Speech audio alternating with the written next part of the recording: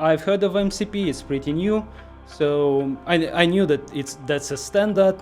Yeah, I can prepare a talk quickly and it's gonna be an easy one. Well, but after a few weeks I realized that it's not that easy.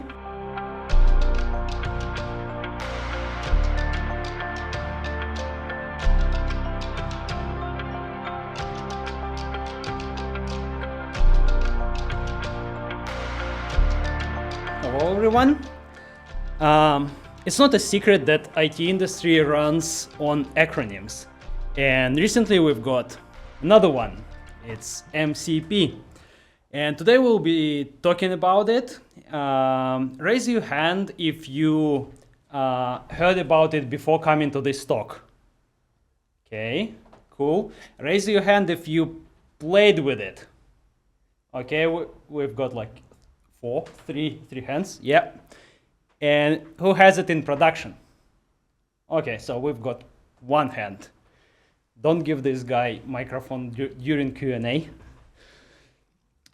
All right, so in this talk, I'm gonna cover some theory, and we'll also look at the practical side of things. If you know nothing about MCP, so I think this is a good place to start. A few words about myself. So I'm a software engineer here at SSW, and apart from working for clients and building products for them, so what I do, I run a clean architecture workshop with my colleague Dan, and some time ago we ran a 2-day workshop in Brisbane. We were sitting in the morning in a cafe chatting about different technology. And then I told him that, I want to prepare a talk, so I've got like these ideas. And he said, well, maybe look into MCP. And I thought, well, that's a good idea. I've heard of MCP, it's pretty new. So I knew that that's a standard. Yeah, I can prepare a talk quickly and it's gonna be an easy one. Well, but after a few weeks, I realized that it's not that easy, mainly because, yeah, it's pretty new, and when you start reading documentations, some things don't add up, and some things hasn't been implemented yet. So my goal today is to make life easier for you when you start playing with it. So hopefully I'll be able to save you lots of time. During the talk, we will cover like core concepts, but at the same time, I will be also mentioning some things which you should know about if you will be trying it right now. So what works, what's not. So for those, we are recording today, by the way. So for those guys who are watching this video, take my words with a grain of salt, because everything is moving pretty quickly. And new versions, they're released almost every week. What we have today might not be relevant tomorrow. Before we dive into MCP themselves, let's take a step back and look why this protocol was introduced in the first place. So in November 2022, ChatGPT was released. So that's like a big date for all developers and students.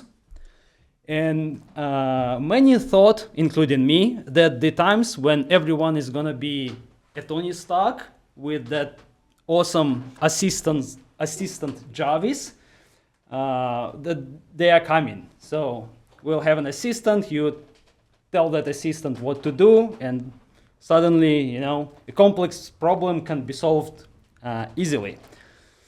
But unfortunately, pretty quickly, we all realized that ChatGPT wasn't Jarvis, mainly for these two reasons.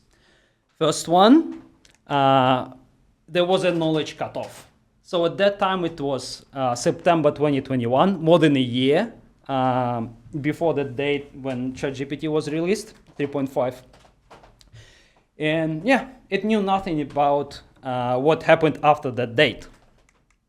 And the second problem was that it couldn't perform actions. So it was pretty good in returning you a response in a like human way, but yeah, it couldn't perform any actions. So how those problems were solved? If we look at the first one, knowledge cutoff, so people pretty quickly realized that we can get around it. What if before you generate any response from LLM, you just retrieve your data, which you have somewhere in the database or in files, and you augment the prompt which you are sending to LLM, so that now the LLM doesn't know about the latest news, but the prompt itself contains those news. And yeah, so LLM just transforms the text which was passed and answers to you. And that approach or pattern was called Retrieval Augmented Generation. Surprisingly, that pattern was introduced before ChatGPT 3.5 was released in 2020 by a group of researchers from Meta. So they wrote a big paper. I think there was like more than half a dozen of researchers there. And they described that pattern so that, hey, we have this problem with knowledge cutoff, but we can overcome it this way. Okay, and then in March 2023, 5 months after ChatGPT was released, OpenAI introduced ChatGPT plugins. That was solution to the second problem. So the ChatGPT couldn't perform actions. With plugins, it could. And then the next evolution step for plugins was custom GPTs in November 2023. At that time, OpenAI introduced a store where anyone could create pretty quickly a custom GPT, and it was available to anyone. So yeah, at that point, we kind of had solutions for both problems. But now, in November 2024, the first version of MCP was released. So, and that was standardization of what we could do before. So, answering what is MCP, it's basically a standard which standardizes protocol, which standardizes that way of providing context to large language models. This is a specification, and obviously it's just a piece of paper. And on top of those specifications, developers, they write SDKs. At that moment, there are 5 SDKs available. So that's for TypeScript, for Python, Kotlin, Java, and C#.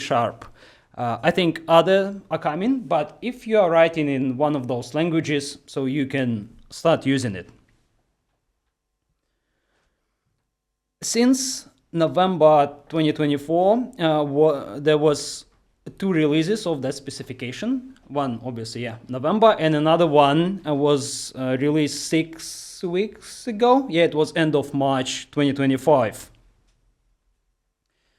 They are different, so we will briefly talk about some of the differences, but yeah, obviously you should be using the latest one, but it takes time for SDKs to catch up and update. Now let's have a look into the architectures of MCP. So let's say we have a chat application, an AI application. It doesn't have to be chat, but it's kind of easier for us to understand after, ChatGPT made AI super popular.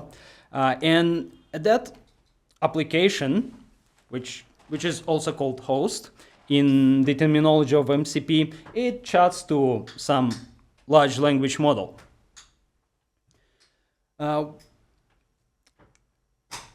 Now we have an MCP server which we want to talk to. So if we look at this picture, it means that now if we have multiple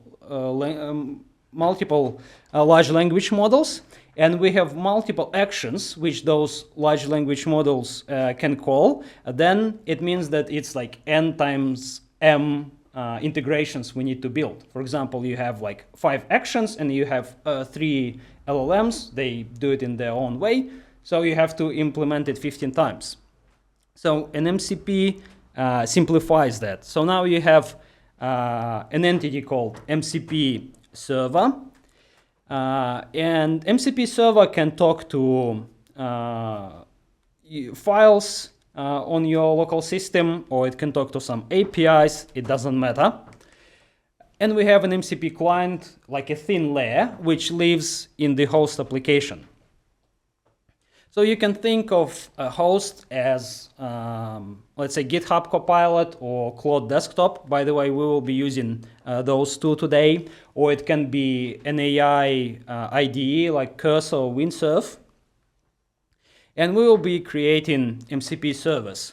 So an MCP server and client, they talk to each other over that MCP protocol. You can have multiple MCP servers. And yeah, on this picture, the second one talks to some APIs somewhere in the cloud. Later we will see why it doesn't matter what we talk to.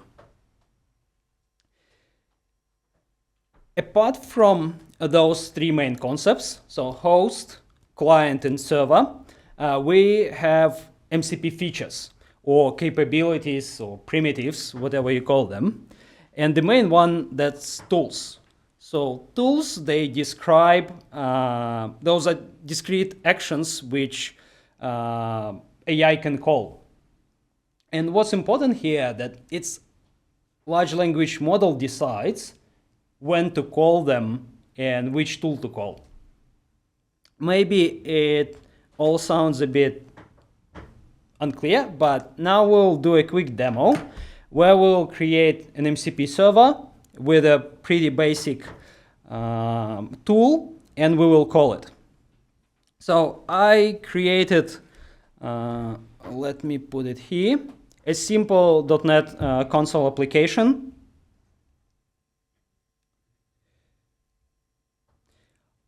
All we need to do, so we need to add the package which will allow us to use MCP. So by the way, is Zoom okay? Can you see it, guys?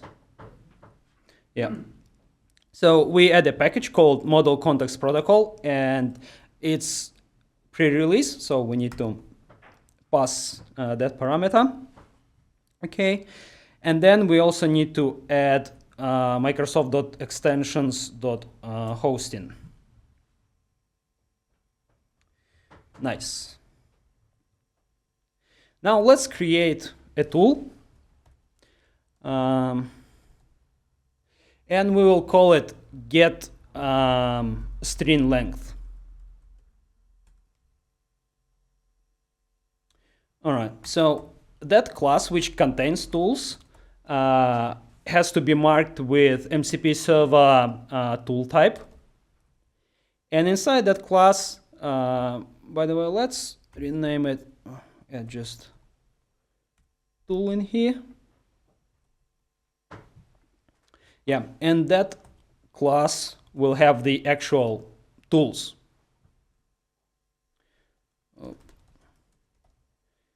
Public integer, get string length, return, and then, yeah. That tool has to be marked with MCP server tool attribute. You can see that you can configure your tool so you can mark it whether it's destructible or not. So it will tell the client that, hey, if you call this tool, then it will delete something. Name, by default, it uses the name of the method, whether it's idempotent or not, and whether you can call it multiple times and with no effect on the environment. So title, it's like a longer description of the tool, whether it communicates with like external world, and whether it's read-only or not. By default, it's false, so it doesn't update anything. And then we need to pass a description. So description, that basically what the tool does, and LLM will look into at this description and decide whether it needs to call the tool or not. All right, now we go back. So that's all for an MCP tool. So just a few lines, very easy. Now let's create the application itself. So that's standard .NET stuff. So we will create empty application builder, and then, oops, we will add MCP server. Okay, and now we need to say transport, which transport we're gonna use. I'll talk about it further, but for now we'll just use standard input-output.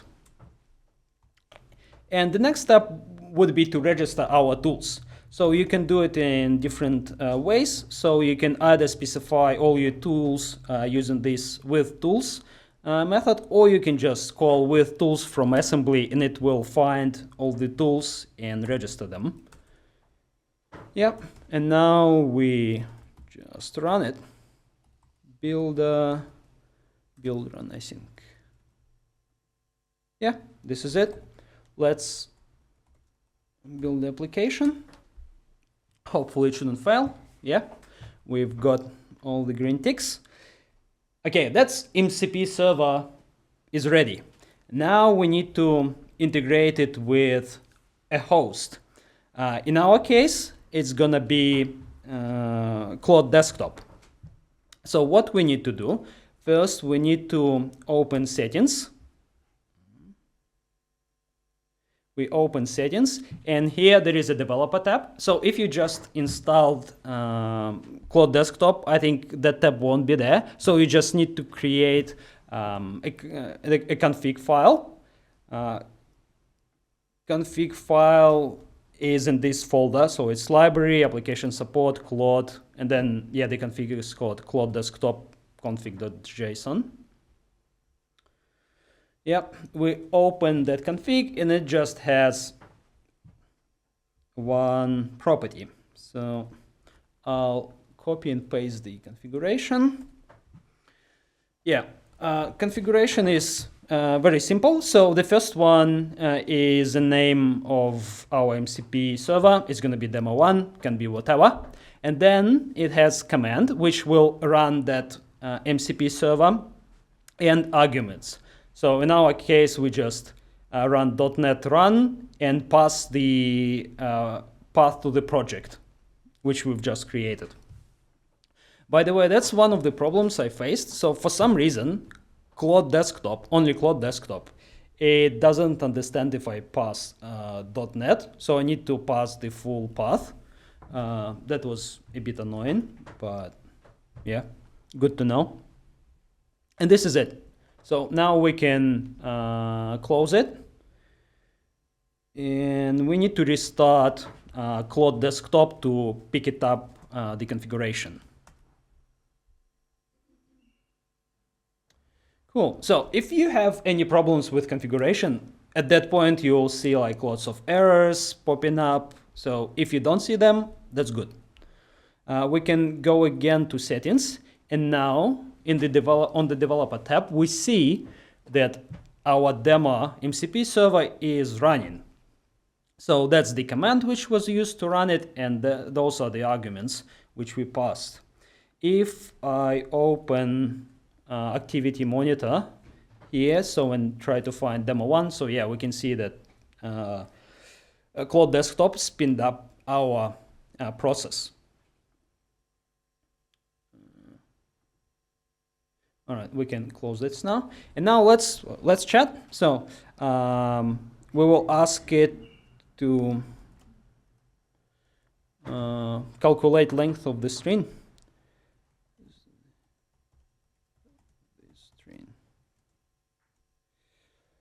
Okay, yeah, one more thing. So our tools, they are displayed in here. So we can see that tools from our MCP server were picked up and they are active. So they are on. All right. Demos with AI, they're always fun. So it doesn't work with, not always works at first time. So, but this time it did. Yeah, what happened? So LLM realized that we wanted to call our getString length from the demo1 MCP server. And now it asks us for confirmation, and it passes this parameter. So again, from our message, it picked up what we picked up the string which we wanted to pass. And what you are seeing now, that's one of the important concepts in MCP. Is called human in the loop. So whenever LLM wants to do something, then it asks the user for confirmation, and you can see what's sent there, what you are getting back, and it's not available yet, but in future, in some implementations, you will be able to configure and basically update request and response if you want to. So yeah, we can allow this for the whole conversation, or we just allow it once. Yeah, we see that it says us that the length is 3. Yeah, and that's the response which we got from our tool. So yeah, our first MCP tool is working. Yeah. So what we've done, we've created a simple MCP server with just one tool, integrated that MCP server with Claude Desktop. By the way, let's mix things up a bit, and I'll also show you how you can integrate it in GitHub Copilot. So if you open GitHub Copilot, that's slightly different process. You, let's say, search for MCP. Now GitHub Copilot has this configuration, MCP discovery enabled. So it automatically should pick up whether there are any, MCP servers on your system, and it just did. So it just picked up this tool, and I can see that, yeah, that's the one which we are running. There is another configuration here. We'll use it a bit later, but you can, similar how we did it for Claude Desktop, you can also specify the configuration for MCP service in here. Yeah, well, and if we just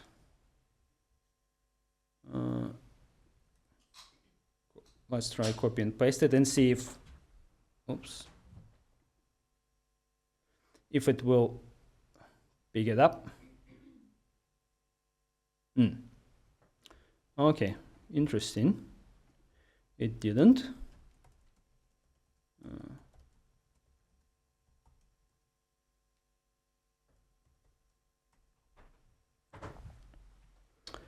Yeah, now it did. So it also asks us for confirmation. We can see what's coming in there, so, what is being sent. It says that the MCP server is called demo1, and yeah, we can allow it for this conversation. We can configure it if we want to. So yeah, that was it. Yeah, what's next? I think some of you during the demo could have noticed that everything what we've done locally. So our MCP server was local, our host was local, and what we ideally want to have, we want to have an ability to call a remote MCP server. And this is also possible. We will look how to do that at the end today.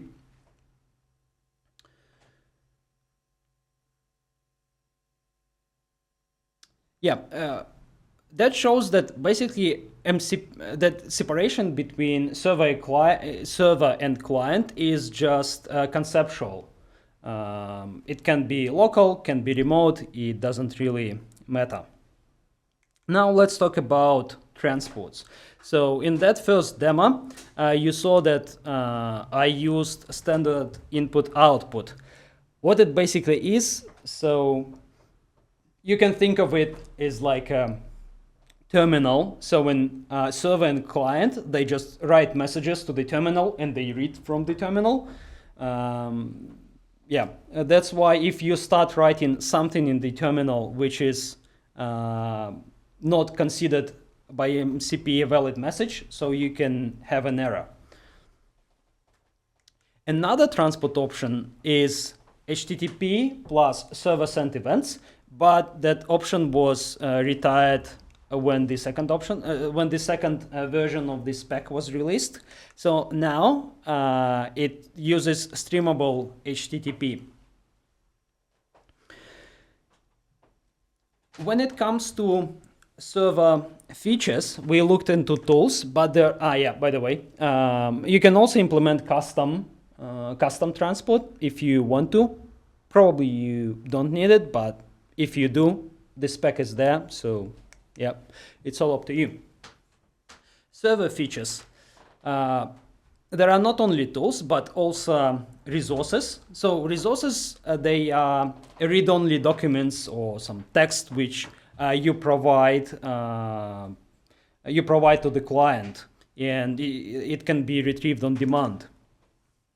Another feature is prompts. So those three, as you can see, they are server features. So prompts, that's a predefined list of prompts, which again, the client can use to save just time instead of typing it. But there are also client features. So there are two of those. The first is called sampling. That's like a powerful MCP feature which will enable agentic behavior in applications. And what it basically does, it's when a server sends a message to the client saying, hey, can you please complete like this string using LLM? So when LLM will do completion and return it back to the server. At that moment, neither Claude Desktop nor GitHub Copilot supports sampling, but it is coming soon. Another one is routes. So routes, those are URIs which establish basically like a boundary for MCP server. An MCP client can tell to MCP server on what area it should focus on. For example, it can be a project. It can be some set of APIs. So and then MCP server should respect those boundaries. Should respect, but it's not like fully required. So it can kind of ignore them. And that's described in this specification. All right, now let's move to another demo. And we will do the resources. So how we can add resources feature to our MCP server. That's very easy. So what we do first, we configure and say that, hey, we want to use a list of resources, and we implement this handler with list resources handler. It accepts a delegate, with asynchronous delegate with context and cancellation token. Yeah, and now here we just need to return a list of documents. So the first type you use is called list resources result, and then it has a property resources, which is an array of resources, a list of resources. Each resource has a name, description, MIME type, and URI, which is unique to that resource. We will add Ironman plot as our resource. So now it's time to handle the request when client requests a resource. So what we should do? We need to implement with read resources handler. And again, it's the same delegate.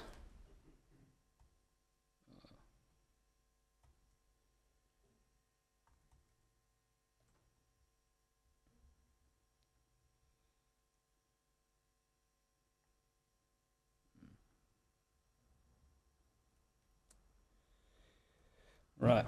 So in here, we first get the URI from parameters.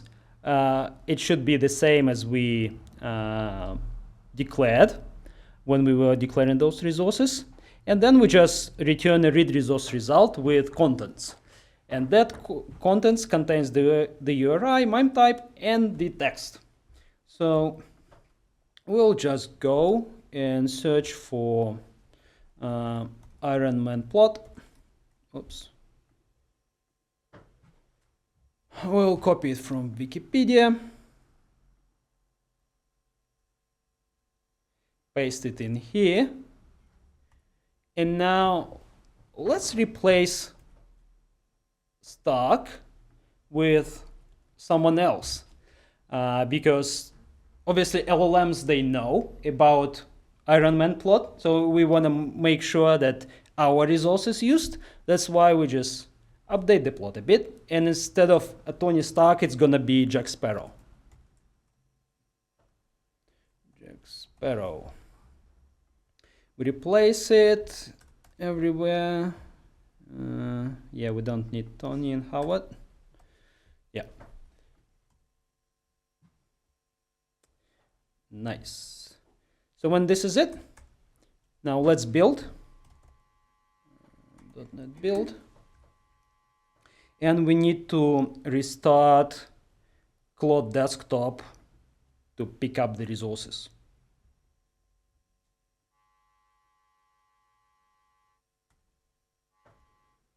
There is functionality described in this spec that when resources changes or the content changes, so you can subscribe to those changes.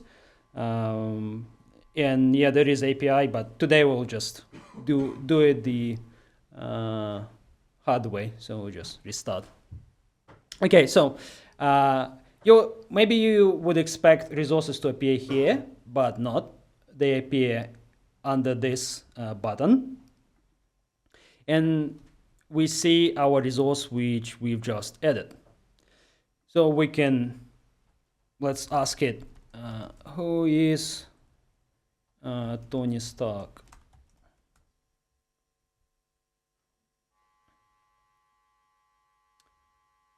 Yeah, and it says that, hey, I noticed that there is no Tony Stark there, so it's you were using Jack Sparrow. So that means that our resource was called and it was passed to LLM.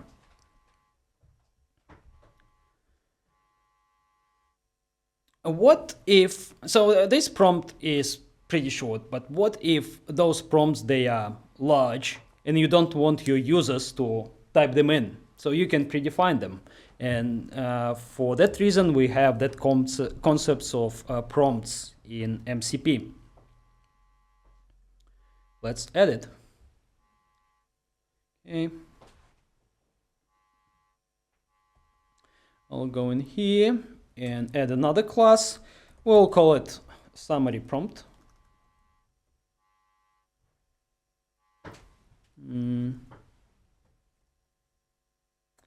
Yeah, that's better. Similar how we did for tools. So we need to mark the class with MCP server prompt type. And then we can create the actual prompt. So it will return us a list of main characters using bullet points, and we ask it, do not give any recommendations or corrections. So that's the description which our LLM will be using, and that's the name of the prompt. The last step is to register that prompt. So again, we go here and we say with, we can say with prompts from assembly, or we can register them one by one. So yeah, let's this time register it directly.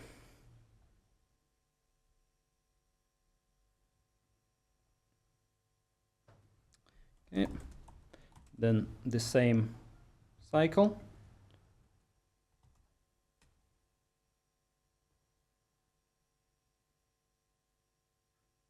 Okay, we are not seeing any errors on start, that's good. And now we have our summary prompt and Iron Man plot resource. Before we run it, let's add one more tool just to show a couple of features working together. It's gonna be a tool called Save to Database tool.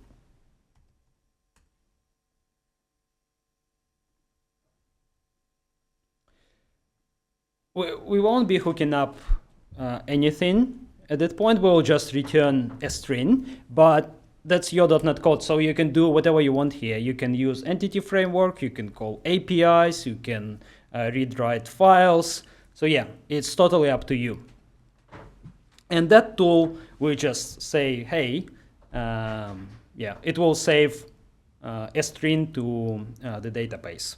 And it's already registered because we are using that with tools from assembly. Okay, .NET build.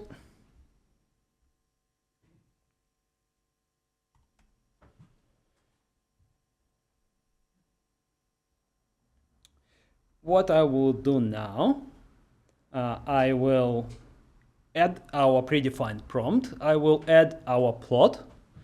And yeah, you can see that now we have two tools here.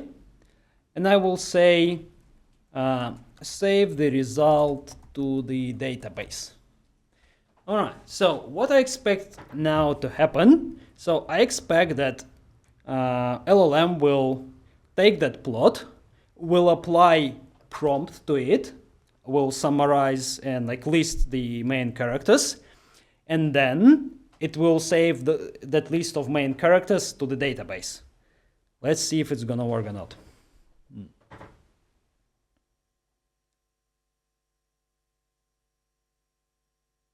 And here we go. So it says that I'm gonna call that save to DB demo, and it returned us a list of characters with Jack Sparrow.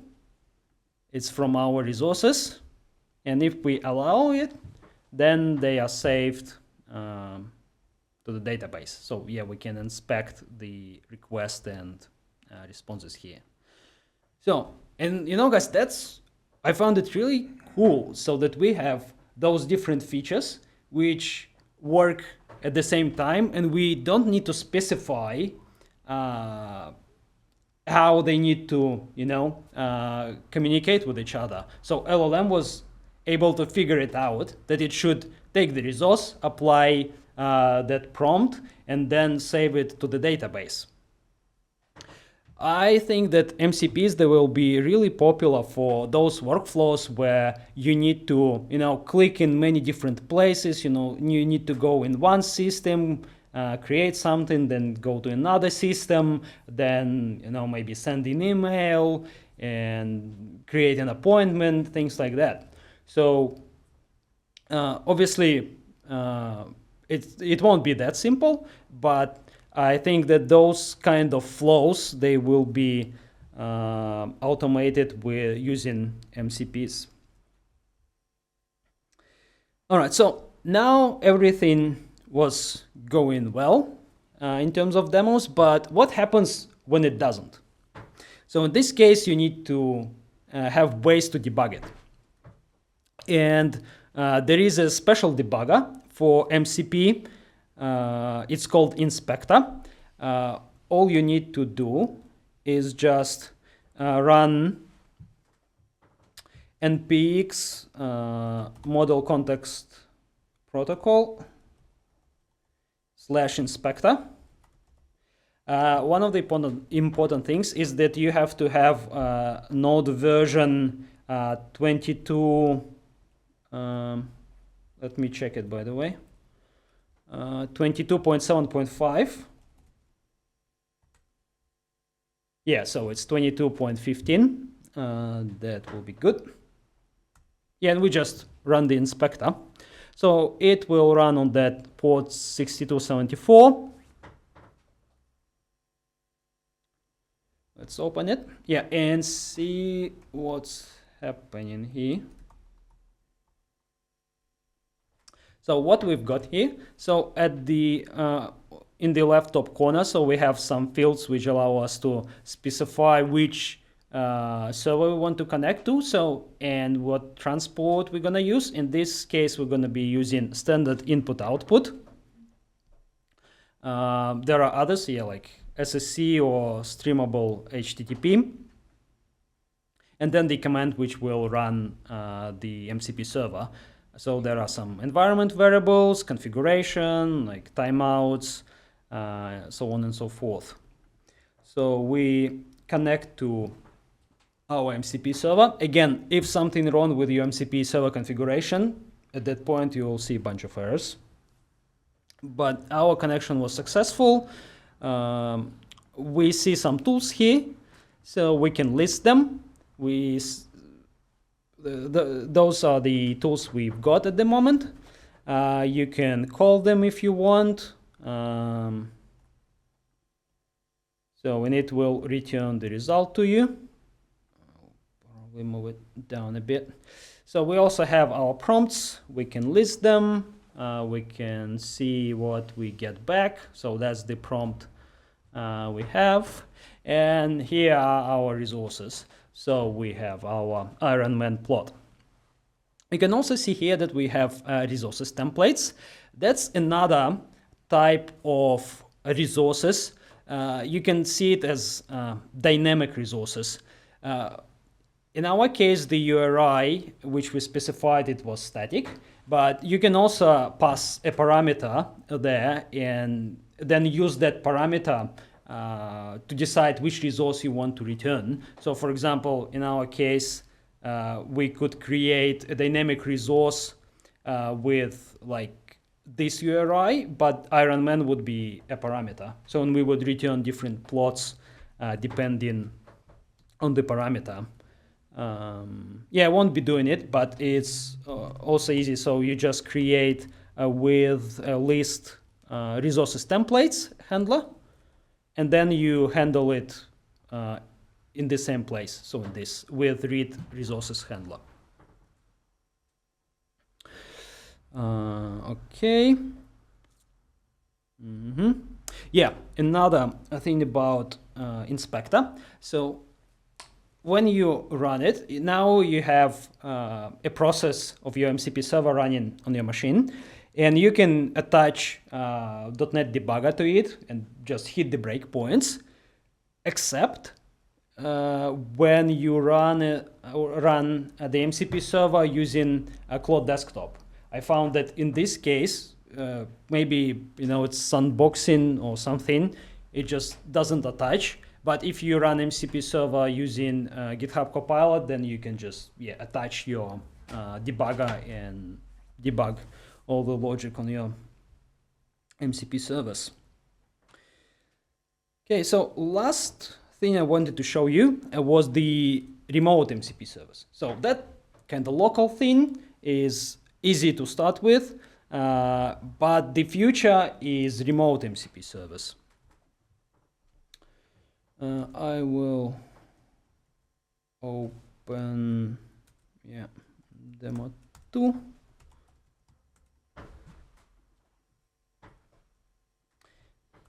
It will be a small example.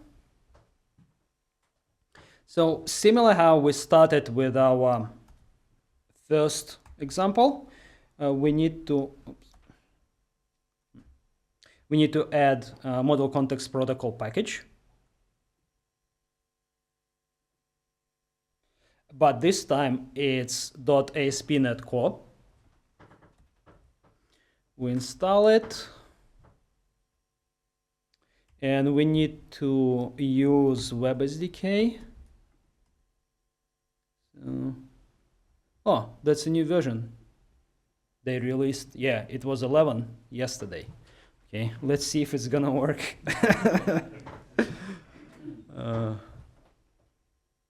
Yeah, now I'll just copy that getStringLength tool in here, and maybe let's give it another name. Remote getStringLength. Yeah, by the way, I had some problems with preview version 10. Yeah, it's still pre-release. Okay, and now we will configure the MCP service. So we create a builder, web application, create builder, builder services, nope, not controllers, add MCP server, and then now we need to configure the transport. We will use with HTTP transport, and we need to register all our tools. So with tools from assembly. We build the application, then we need to map the we need to set the MCP endpoint. So it's map MCP, and yeah, we need to run .NET run.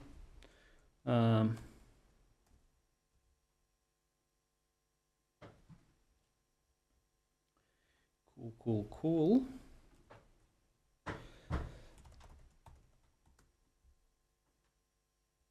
All right, it builds.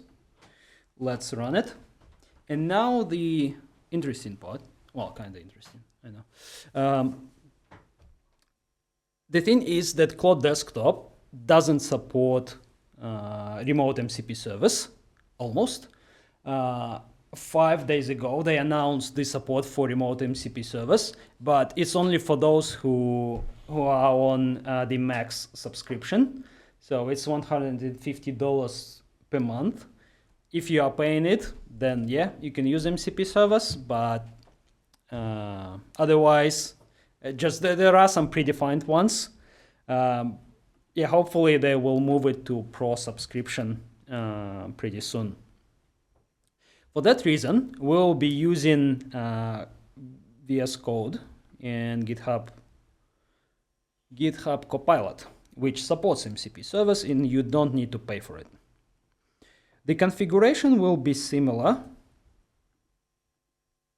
to Cloud Desktop, but if there it was MCP service, like one word, here it's two different elements, so two different properties, MCP service, and then the name for your server, and you need to pass the type and the URL where it is, and at the end you need to pass like /SSE. Some MCP servers they expose like this endpoint, but yeah, our SDK, C# SDK exposes SSE. Pardon? Oh yeah, thank you. Cool. So now, how do you connect to it? So you might think that, hey, you need to go here. Oh, interesting that it was auto, it picked it up. So, but a couple of weeks ago, it was a bit confusing how to run an MCP server from VS Code. So you you might think that there should be a button here, or you should use the command polit, so you can add server, list servers, reset cache, but you can't run a server. And it turns out that, hey, this is the button which runs the server. So you hit it, and now it shows you that it's running. And we will disable the local MCP server and see if it can call the remote one.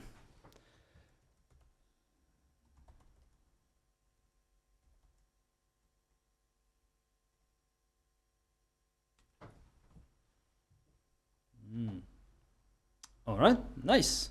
So it says that, hey, this is the demo one, MCP server. So this is the string which I'm passing. And yeah, continue. Now it used our remote MCP server. That's all for demos today. So deployment. As you noticed, local MCP servers, they give you access to files on your system. They can do whatever they want, but it's really inconvenient to distribute them. So one of the ways you can do it, you can pack it in Docker, and then in your config, instead of specifying the .NET run project blah blah blah, you just run Docker container, and yeah, it will work. But the future, obviously, is remote MCP servers. I think, yeah, pretty soon onboarding onboarding for new employees in companies might look like this, so that you are given a list of MCP servers which you need to plug into a chat application, and yeah, you will use those MCP servers to submit leave, organize a meeting, whatever. Cool. Summary. Today we focused on MCP servers. You can also write host and MCP client if you want to. I think most of the people will be writing MCP servers. Yeah, you might want to write your MCP client and host, but yeah, there are already lots of clients there. So unless it's a special case, then yeah, you can absolutely do it. So at that moment, there are 5 SDKs: Python, TypeScript, Java, Kotlin, and C#. I think there was a pull request, or at least a discussion about Go, but yeah. 3 main architectural components: host, MCP server, and MCP client. 5 features: tools, resources, prompts, sampling, and routes. And 2 transports: standard I/O and streamable HTTP. Here's the list of problems I've run into, like some of them, you need to know about. So first and the foremost is that MCP hosts currently support different subsets of MCP spec. So as you saw, I was switching between Cloud Desktop and VS Code, GitHub Copilot, because simply, yeah, not all features are supported. At that moment, GitHub Copilot doesn't support anything except tools. So there are no resources, there are no prompts there. But Cloud Desktop doesn't support, well, again, with an asterisk, remote MCP service. Resources templates. Don't quote me on that, but I think Inspector doesn't support resource templates. So the UI is there, but it doesn't work. So I saw some pull requests or issues about it. So yeah, as I mentioned, GitHub Copilot supports only tools. And yeah, it's unclear how to run or connect to MCP servers in VS Code. So it's getting better because there is that auto discover functionality now, but a couple of weeks ago it was more complicated. For Inspector, yeah, you need to remember that you need a certain version of Node. And yeah, debugger doesn't attach to MCP server started by Cloud Desktop. A bit annoying. All right, what's next?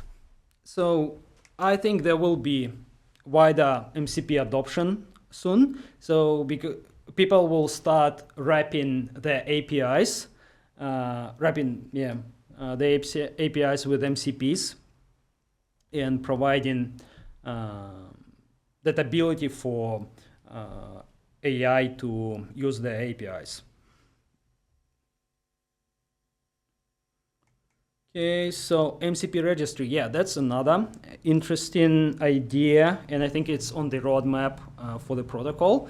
So what they want to do, they want to centralize the discovery and metadata of MCP service. So think of it like a NuGet or NPM repository for MCP service. So you just go there, it's kind of verified, and you pull it. Another one, so multimodality support for MCP service. I think in terms of it mostly touches like resources. So now it's text, but in the future, hopefully it will be pictures and video and audio. Yeah, that's another really exciting thing, A2A protocol. Has anyone heard of it? Yeah, one hand. So that's a protocol which was released like 5 weeks ago? Yeah, last month.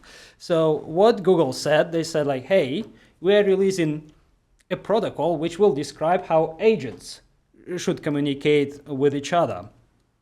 So there might be some overlap, but I think in the future, MCP and A2A, they will work well together. So MCP will provide resources for an agent will just talk to other agents to get some resources. So yeah, that's definitely an area to look after and keep an eye on.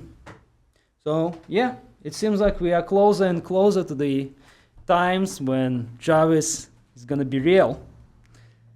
So it doesn't matter what Mr. Altman says. You should think, LLM when AI when you finish talking to it.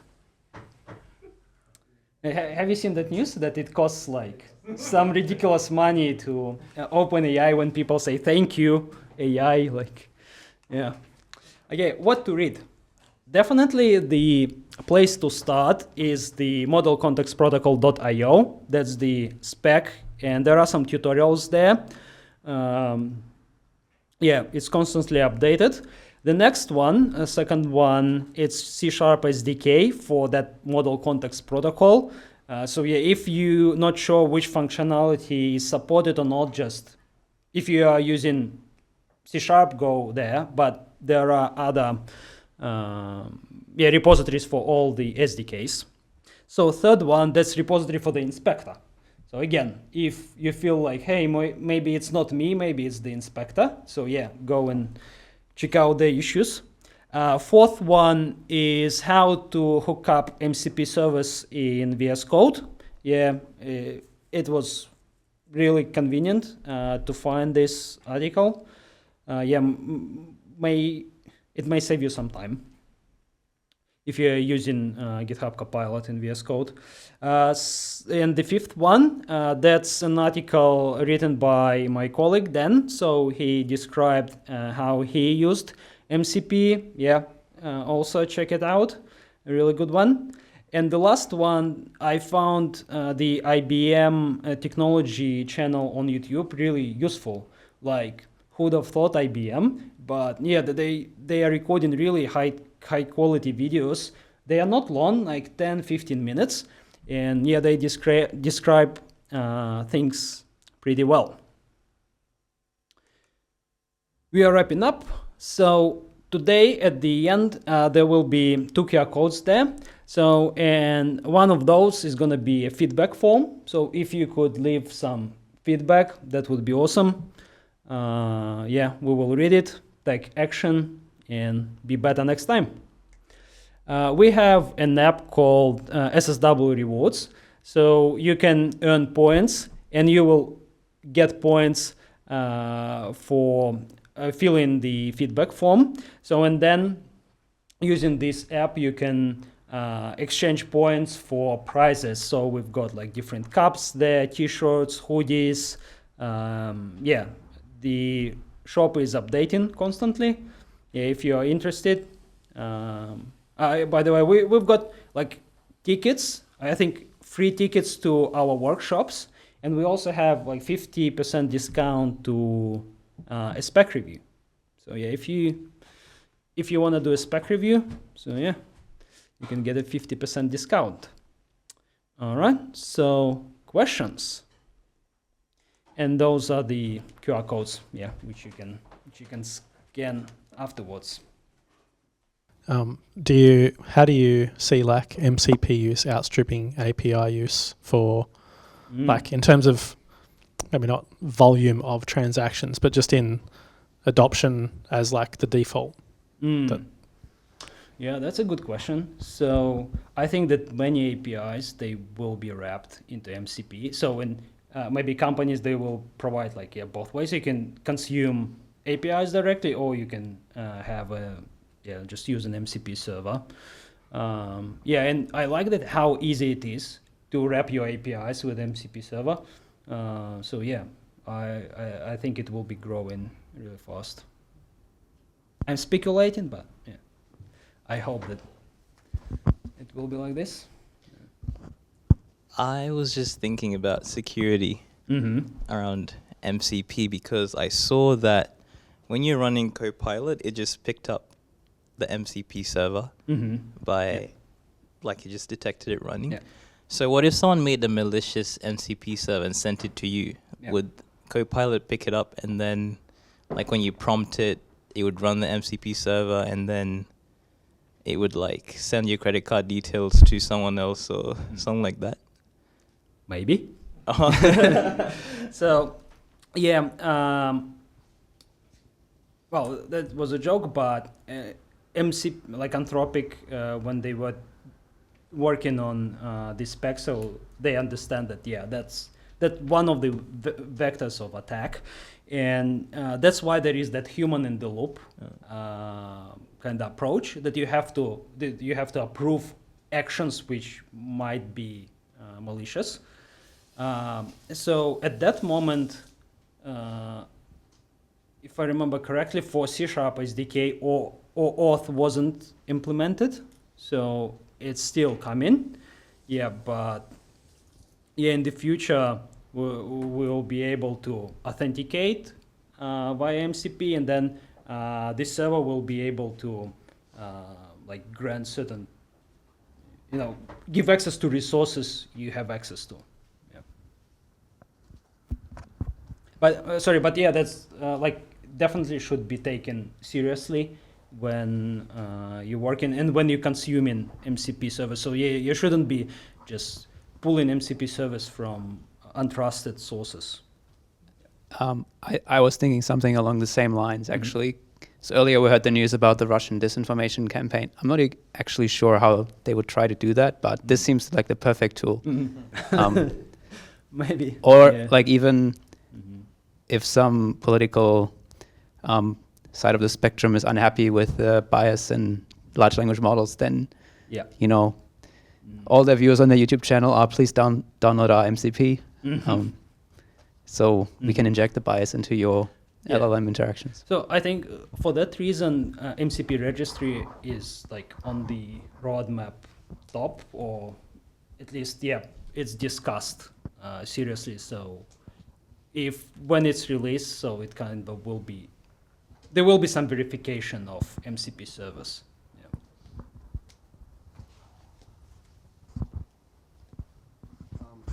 How hard is it to trigger this MCP request to make sure to funnel make sure the requests that user make go through the MCP server? Like for example, as a developer, you can check that it will trigger this method, but you probably don't want your users to check every time that it's actually using the proper method. Yeah. So one of the ways you can do it, you can have like MCP servers for specific tasks. So that, and how, then the question is, yeah, how you communicate the functionality of an MCP server to the clients, which, let's say, use a Cloud desktop. So you can specify descriptions there, but I can't remember whether it was displayed on the, like in the UI in Cloud desktop or not. So yeah, one of the ways I think would be to work on those descriptions which are specified in here, like this one, so that LLM can pick up. And yeah, it will depend on which LLM you use. So yeah, there will be some, I think, false positives there or false negatives.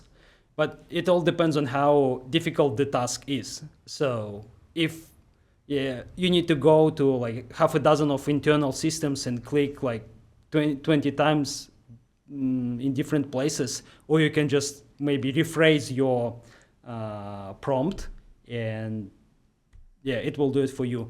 Another one would be predefined prompts.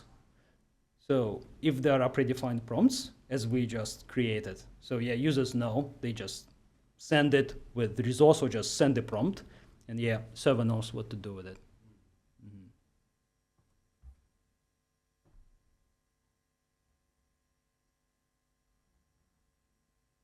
Cool. If there are no questions anymore, thank you guys for coming.